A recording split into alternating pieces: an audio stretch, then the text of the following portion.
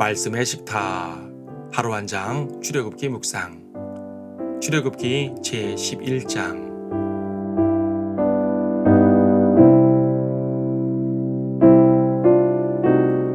11장 5절 말씀을 보겠습니다.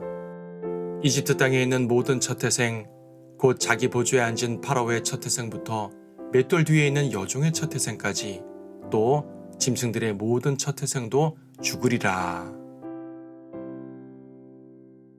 파라오는 여러 번에 걸친 경고와 재앙에도 하나님의 말씀을 듣지 않습니다. 그러다가 이번 마지막 재앙에 가서야 두 손을 들고 맙니다. 하나님께서 왜 첫태생들을 죽이시냐면요, 이집트가 이스라엘이라는 하나님의 첫태생을 억압했기 때문입니다. 하나님께서는 4장에서 모세를 보내시는 첫 장면부터 이 일을 경고하셨습니다. 주가 이같이 말하노라. 이스라엘은 내 아들이요 내 첫태생이니라.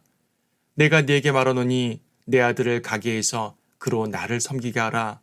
만일 내가 그를 보내기를 거절하면 보라, 내가 내 아들 내 첫태생을 죽이리라 라고 4장에서 말씀하셨습니다. 결국 하나님의 예고대로 되었습니다. 파라오는 하나님의 첫태생을 억압했고 하나님은 파라오의 첫태생을 죽이십니다.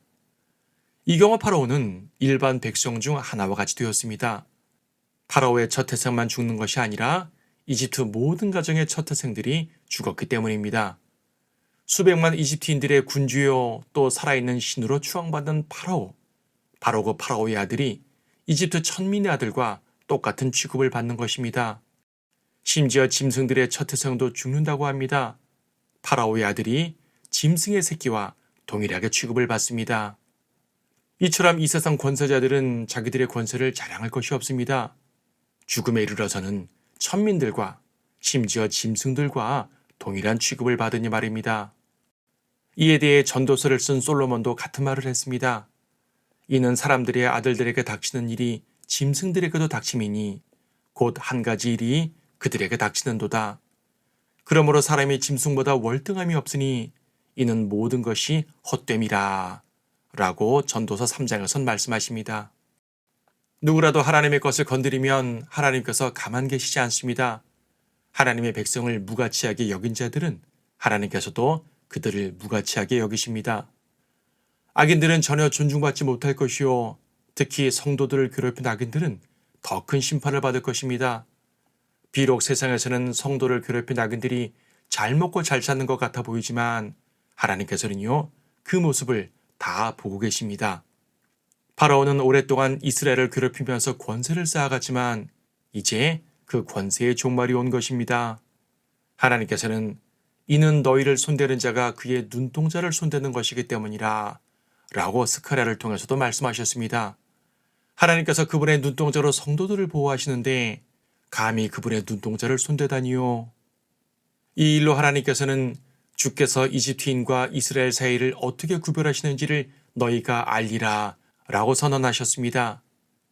그러니까 하나님의 목적은요, 성도와 악인을 구별하시는 것입니다. 그 구별이라는 것이 결과적으로는 성도에게는 복, 악인에게는 심판이겠지만 우리는 단지 복과 심판에만 초점을 두어서는 안 됩니다. 주님께서 정말 원하시는 것은요, 구별에 있습니다. 주님은 우리를 세상과 다른 방식으로 이끄십니다. 그래서 우리도 세상과 다른 방식으로 행해야 합니다. 이것이 바로 우리가 하나님의 나라와 그분의 의를 구하면서 살아야 하는 이유입니다. 비록 지금은 세상에 발을 붙이고 살지만 눈까지 세상에 두어서는 안 됩니다. 하나님의 백성답게 하나님과만 동행할 때 우리는 구별되어 이끄시는 그분의 놀라운 인도하심을 체험하게 됩니다. 결과적으로 승리도 우리의 것이고 말입니다.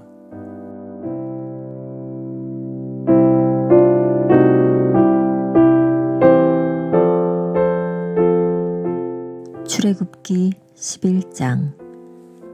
주께서 모세에게 말씀하시기를 내가 이제 파라오와 이집트 위에 한 가지 재앙을 더 내리리니 그 후에야 그가 너희를 여기에서 가게 하리라.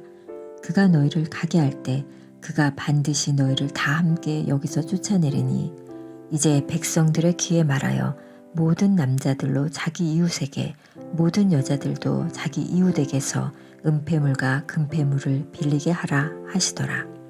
주께서 이집트인들의 목전에서 그 백성에게 은총을 주셨으며 더욱이 그 사람 모세는 파라오의 신하들의 목전과 그 백성들 목전에서 이집트 땅에서 매우 위대하게 되었더라. 모세가 말하기를 주께서 이같이 말씀하시느니라. 한밤중에 내가 이집트의 한가운데로 들어가리니 이집트 땅에 있는 모든 첫 태생 곧 자기 보좌에 앉은 파라오의 첫 태생부터 맷돌 뒤에 있는 여종의 첫 태생까지 또 짐승들의 모든 첫 태생도 죽으리라. 이집트 땅의 전 지역에 걸쳐 큰 통곡이 있으리니 그와 같은 일은 전에도 없었고 그와 같은 일은 더 이상 있지도 아니하리라.